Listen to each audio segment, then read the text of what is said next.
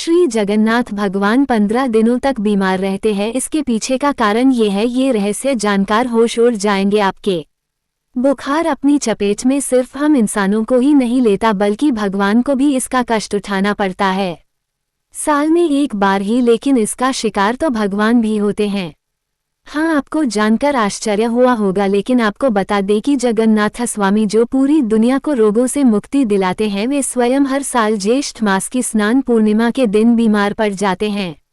वे भी अपने भक्तों की तरह बीमार होते हैं और उनका भी इलाज किया जाता है। उनको दवाई के रूप में काढ़ा देते हैं।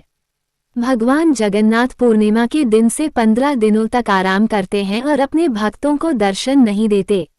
इसी कारण से भगवान जगन्नाथ के कपाट इन 15 दिनों तक बंद रहते हैं। इस दौरान भगवान जगन्नाथ को फलों के रस, औषधि एवं दलिया का भोग लगाया जाता है। जब भगवान जगन्नाथ स्वस्थ हो जाते हैं तो वे अपने भक्तों से मिलने के लिए रथ पर सवार होकर आते हैं, जिसे जगह प्रसिद्ध रथ यात्रा कहा जाता है। ये रथ यात्रा हर वर्ष आषाढ़ मास की शुक्ल पक्ष की द्वितीया तिथि को निकलती है। इस बार ये तिथि कल यानी 20 जून 2023 को है। रथ यात्रा के बाद भगवान अपनी मौसी के घर जाएंगे, जहां वे भाई बहन 9 दिन रहेंगे और फिर अपने धाम वापस आएंगे। इसलिए बीमार होते हैं भगवान जगन्नाथ स्वामी। ये है इसके पीछे का कारण। उड़ीसा प्रांत में जगन्नाथपुरी में भगवान श्री जगन्नाथ के एक भक्त माधव दास जी रहते थे। माधव दास जी अकेले रहते थे और भगवान का भजन किया करते थे।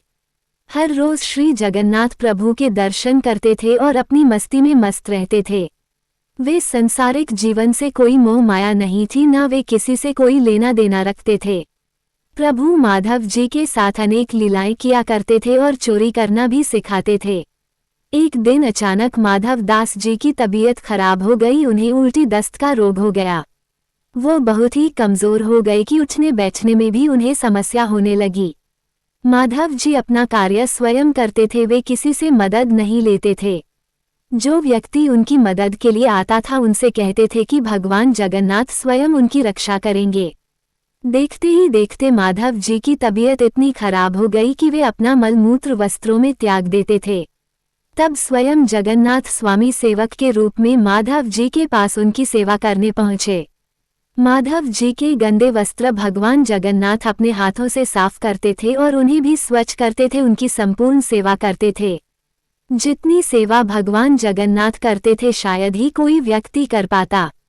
जब माधवदास जी स्वस्थ हुए और उन्हें होश आया, तब भगवान जगन्नाथ जी को इतनी सेवा करते देख वे तुरंत पहचान गए कि यह मेरे प्रभु ही हैं।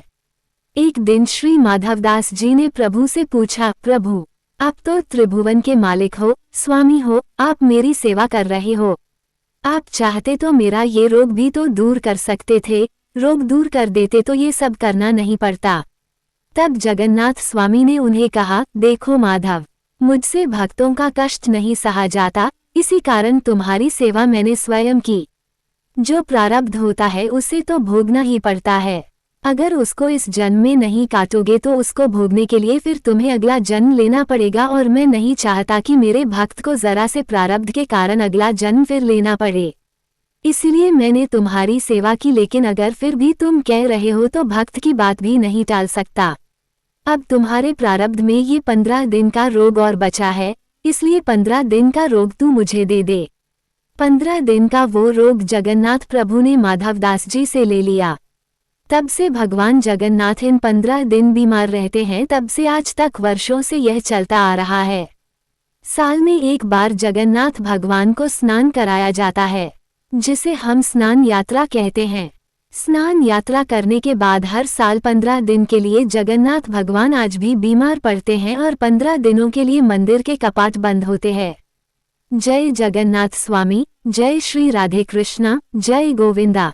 दोस्तों, कहानी पसंद आई हो तो कृपया सब्सक्राइब, लाइक और अपने दोस्तों से शेयर करना मत भूलना, क्योंकि मैं आपके लिए अच्छी अच्छी कहानी लेकर आती हूँ रोजाना। ऐसे ही कहानियाँ सुनने लिए हमें सब्सक्राइब जरूर करें। राधे राधे दोस्तों।